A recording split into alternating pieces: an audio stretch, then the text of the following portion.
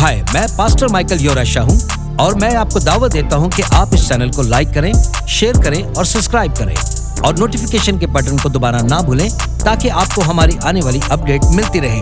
खुदावंद आपको बरकत दे। चलें कलाम की तरफ बढ़ते हैं। लेकिन जैसा कि मैंने कहा कि हमने दुनिया भर में जो कुछ हो रहा है इसका जायजा एक नबूती नजरिए से लिया है। आए सुने, तुम सियासी नजरियों से नहीं देख सकते, तुम अमेरिकी नजरियों से नहीं देख सकते, तुम कौमी नजरियों से नहीं देख सकते, तुम्हें रूहानी आंखों से देखना हो।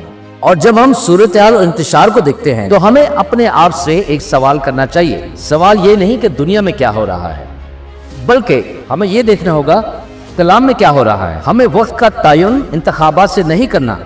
आमीन।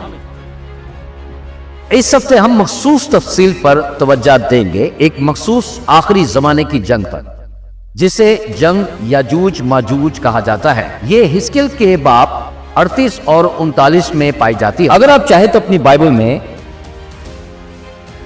इस जगह पर निशान लगा रहे, क्योंकि हम थोड़ी देर में वहां पहुंचने वाले हैं। लेकिन मैं चाहता हूं कि आज के पैगाम से पहले थोड़ा सा पिछले हफ्ते का खुलासा भी कर ले, ताकि आज की बात को समझने में आसानी हो।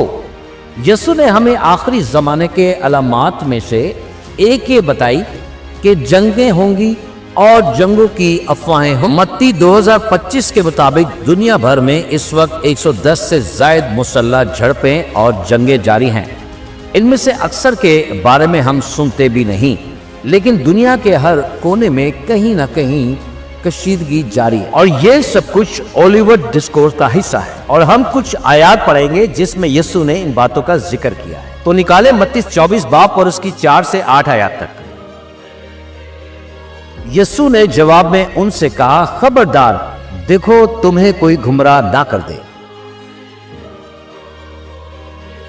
तो मैंने पिछले हफ्ते में एक वीडियो देखी जो कि एआई जनरेटेड थी। क्या आप में से किसी ने देखी वो वीडियो? आदमी पुटपट पर खड़ा होकर एआई जनरेटेड पैगाम दे रहा है, झूठी तालीमात के साथ, लेकिन देखने में बिल्कुल असली लगता है, हकीकत के बहुत करीब। और जो बताया गया वो सही और करीब तर दुरुस्त था। लेकिन मैं बताता हूं, यीशु ने आखिरी दिनों की एक बड़ी निशानी यही बताई थी कि बहुत बड़े धोखेबाज पैदा होंगे। तो सुने खुदा के लोगों, एक बात जो मैंने तुम्हें सिखाना और समझाना चाहता हूं वो ये है कि मेरी बात पर अंधा यकीन ना करो। जो तुम यहां सुनते हो खुद तलाश करो और खुद कलाम का मुताला करो। सुने, अगर तुम सच को जान लोगे तो वही सच तुम्हें आजाद करेगा। क्या आप जानते हैं, जब हमारे वफाकी एजेंट्स को जाली करेंसी पहचानने की तरबियत दी जाती है तो उन्हें दुनिया भर की तमाम जाली करेंसियां नहीं दिखाई जाती, उन्हें सिर्फ एक असल करेंसी पढ़ाई जाती है। क्योंकि जैसे ही तुम सच्चाई को गहराई से जान लेते हो और जैसे ही जाली चीज तुम्हारे सामने आती है तुम पहचान लेते हो। तो क्या आपने सुन लिया जो मैंने कहा? सच को पढ़ो, हर धोखे को समझने की कोशिश ना करो, सच को जाओ और सच्चाई की तलाश में रहो। आयत 5, क्योंकि बथेरे मेरे नाम से आएंगे और कहेंगे कि मैं मसीह हूं और बहुतों को गुमराह करेंगे। तो क्या आपने समझा, यहां हम कलीसिया की बात कर रहे हैं। आयत 6, और तुम लड़ाइयां और लड़ाइयों की अफवाहें सुनोगे। खबरदार, जरूरी बात यह है, घबरा ना जाना, डरना नहीं है, लेकिन इन बातों का होना जरूरी है, लेकिन खात्मा ना होगा। आयत 7 और 8, क्योंकि कौम पर कौम और सल्तनत पर सल्तनत चढ़ाई करेगी और जगह जगह काल पड़ेंगे और भूचाल आएंगे। ये सब बातें मुसीबतों का शुरू हुई हो। तो यहाँ कितनी खवातीन जानती हैं, और मैं पिछले हफ्ते की बात दोहरा रहा हूँ कि जब दर्द अमल भरता है और उस वक्त खत्म नहीं होता जब तक बच्चा पैदा ना हो जाए, वो वक्त जरूर आने वाला है। और मसीह यीशु ये कह रहे हैं कि आखिरी जमाने में बिल्कुल ऐसे ही होगा। ये दर्द वक्त के साथ साथ ज्यादा तेज और बार बार होंगे, बिल्कुल वैसे ही जैसे एक औरत को दर्द अमल होता है। तो जब एक औरत को पता चलता है कि वो हामला है तो उसे ये भी मालूम होता है कि दर्द भी इसके साथ साथ आने वाला है। तो मसीह यीशु बुनियादी तौर पर हमें ये बता रहे हैं कि इन सब बातों की तवक्को रखो और घबराओ मत। हमें भी वही रवैया अपनाना होगा। क्या तुमने मरकज बाप 4 बाप में वो वाकया पढ़ा है کہ مسیح یسوع اپنے شاگردوں کے ساتھ کشتی میں ہوتے ہیں اور اچانک طوفان آ جاتا ہے۔ شاگرد سب گھبرا جاتے ہیں، کہنے لگے ہم مرنے والے ہیں، مالک ہمیں بچا، مالک ہمیں بچا۔ اور یسوع کیا کر رہا تھا؟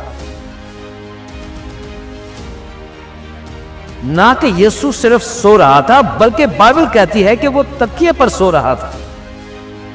کمان تو کہے میرا تکیہ، جیسے وہ مائک لنڈل کا تکیہ ہو، کیونکہ یسوع جانتا تھا کہ وہ باپ کے ہاتھ میں ہے، کوئی بھی چیز اس پر اثر انداز نہیں ہو سکتی، کیونکہ یسوع جانتا تھا کہ جب تک وہ اپنے باپ کے ہاتھ میں ہے اس کے ساتھ کچھ نہیں ہو سکتا جب تک باپ کی مرضی نہ ہو۔ تو آج میں آپ کو حوصلہ دیتا ہوں کہ جب آپ چاروں طرف مصیبت کو دیکھو تو جاؤ اور اچھی سی نیند لے لو، اپنا تکیہ سنبھالو۔ سوال یہ ہے کیا تم خدا کی مرضی کے مطابق ہو یا نہیں؟ اگر ہو تو پھر کوئی چیز تمہیں پریشان نہیں کر سکتی، کیونکہ یسوع نے یہ بات گھبرانا نہیں۔ چلے لوکا دیکھیں میرے ساتھ، جو کہ اولیور ڈسکورس کا ہی ایک حصہ ہے۔ لوکا 21 آیت 34 میں یسوع نے فرمایا خبردار رہو، کہیں ایسا نہ ہو کہ تمہارے دل عیاشی، شراب نوشی اور زندگی کی فکروں سے بوجھل ہو جائیں اور وہ دن تم پر اچانک پھندے کی مانند آ جائے، کیونکہ وہ دن زمین کے تمام باشندوں پر آئے گا۔ یہ کوئی علاقائی یا ملکی مسئلہ نہیں، یہ پوری دنیا کا معاملہ ہے۔ کلیسیا آیت 36 میں یسوع نے فرمایا ہے بس جاگتے رہو اور ہر وقت دعا کرتے رہو تاکہ ان سب آنے والی باتوں سے بچنے کے لائق ٹھہرو اور ابن آدم کے حضور کھڑے ہونے کے قابل ہو جاؤ۔ تو خدا کے لوگوں سنو، یسوع ہمیں حکم دے رہے ہیں کہ جاگتے رہو، دعا کرتے رہو اور آنے والے حالات سے بچنے کے لیے تیار رہو۔ یہ آخری زمانے کے پیغامات مایوسی یا ہلاکت کا پیغام نہیں ہے، بلکہ یہ جلال اور آسمان کی طرف سے روانگی کا پیغام ہے۔ یہ گھبراہٹ اور گمراہی نہیں، بلکہ بلندی اور بخشش کا وقت ہے۔ میں جس بات کی امید رکھتا ہوں وہ یہ ہے کہ اس وقت کا انتظار کر رہا ہوں جب مشرق کا آسمان پھٹ جائے گا۔ میرے کان نرسنگے کی آواز سننے کو تیار ہیں۔ میں یسوع کے آنے کا منتظر ہوں۔ جب وہ مغرب فرشتے کی آواز کے ساتھ نازل ہوگا، بادل پھٹ جائیں گے اور مردے جو مسیح میں ہیں پہلے جی اٹھیں گے، اور پھر ہم خود زندہ اٹھیں گے اور ہوا میں ان سے ملیں گے اور ہمیشہ کے لیے خداوند قادر مطلق کے ساتھ رہیں گے۔ آمین۔ ہائے، میں پاسٹر مائیکل یورشا ہوں اور میں امید کرتا ہوں کہ آج آپ نے اس چھوٹے سے پیغام سے بہت برکت پائی ہے، اور میں چاہتا ہوں کہ مسیح کا یہ پیغام پوری دنیا میں پھیلانے کے لیے آپ ہماری مدد کریں۔